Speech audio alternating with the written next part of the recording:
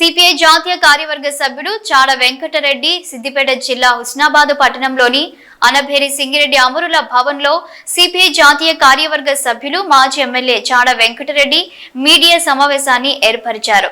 ఈ సమావేశంలో ఆయన మాట్లాడుతూ సుప్రీంకోర్టు ఫిరాయింపుల చట్టంపై, నేరపూరిత రాజకీయాలపై, ఉచిత పథకాలపై ఎన్నో సలహాలు సూచనలు ఇచ్చినప్పటికీ కేంద్ర రాష్ట్ర ప్రభుత్వాలు ఏమాత్రం పట్టించుకోవడం లేదన్నారు.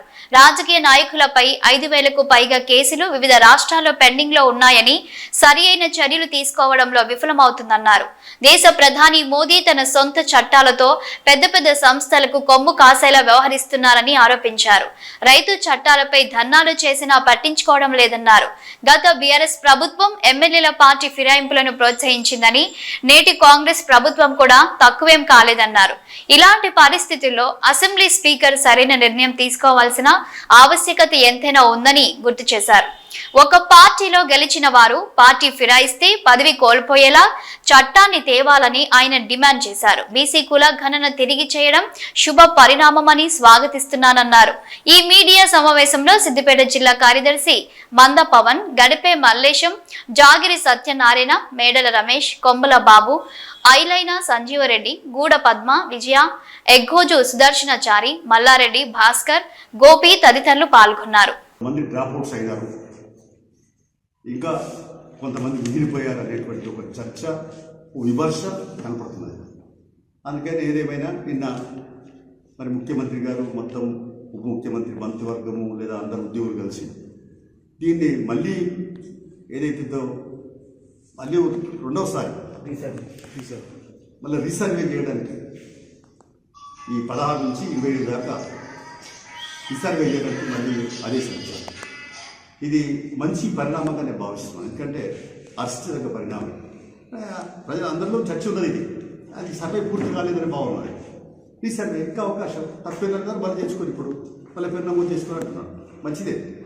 అయితే మేము చెప్పేది ఏంటంటే ఈ రీసర్వే ద్వారా ఎవరైతే సర్వేలో లేరో, ఇప్పటికీ సర్వేలో పాల్గొనలేదో వాళ్ళందరూ కూడా పాల్గొనాలని, దాని కులగన జన లెక్కలన్నీ కరెక్ట్ కావాలని, బీసీలకు 40% ఏదైతే అన్నారో అది అమలు పరచాలని, ఇట్లాంటి అనేక అంశాల మీద కూడా రేపు తప్పనిసరిగా మా పార్టీ రాష్ట్ర కార్యవర్గ సమావేశాలు అయితే ఉన్నాయి.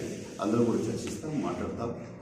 ఉద్యోగాల్లో కానీ విద్యలో కానీ ఈ స్థానిక అన్ని రిజర్వేషన్ సమన్వయ పద్ధతుల్లో ఒక పగడ్బందీ సిస్టాన్ని ఏర్పాటు చేయాల్సిన అవసరం అని చెప్పి ఈ సందర్భంగా తెలియపరుస్తుంది. అందులో చూస్తే పార్టీ ఫిరాయింపుల చట్టం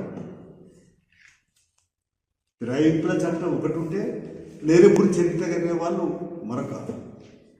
ఈ రెండింటి పట్ల కూడా సుప్రీంకోర్టు అనేక సందర్భాలు వ్యాఖ్యానాలు చేస్తూనే వస్తున్నది. కానీ సుప్రీంకోర్టు ఏ సలహా ఇచ్చినా అవి పాటిస్తామని పత్రంలో కేంద్ర ప్రభుత్వం నరేంద్ర మోడీ లేడు.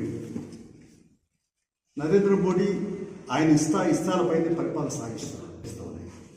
అందుకనే ఇవాళ పార్టీ ఫిరాయింపుల చట్టం అంతా కూడా దాన్ని పకడ్బందీగా చర్చించి ఏ పార్టీలు గెలితే ఆ పార్టీలే కొనసాగాలి. అది అయిపోతుంది. లేకుంటే ఆయన రాజీనామా పెట్టుకోవాలి తప్ప పోకూడదు. ఇలాంటి ఒక కండిషన్స్తో కూడుకున్నటువంటి మరి చట్టం ఆటోమేటిక్గా రావాలి. అంతే. స్పీకర్ అనుమతి, స్పీకర్ రాజీనామా కాదు. ఆయనే ఒక పార్టీ ఫిరాయింపు చేసినట్టే ఆయన పదవి పోవాలి. అలాంటి పరిస్థితి ఇంకో వ్యాఖ్య కూడా చేసింది.